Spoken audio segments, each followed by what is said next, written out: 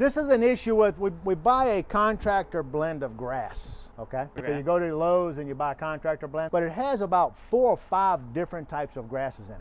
And when you plant it, regardless of the season, something's growing. And the problem I got with that grass when we put that down is we got a little bit of this, a little bit of that. You don't know what you got. You got some crabgrass in here. We got some, looks like some fescue in there. There may be Bermuda. There's this is fescue here. So I don't like that. I would prefer, right now at my home, what I'm doing, because I use a contractor blend, but I'm killing off some of the grass and trying to get all of it to be the exact same grass. And it's a pain in the behind when you use the contractor blend.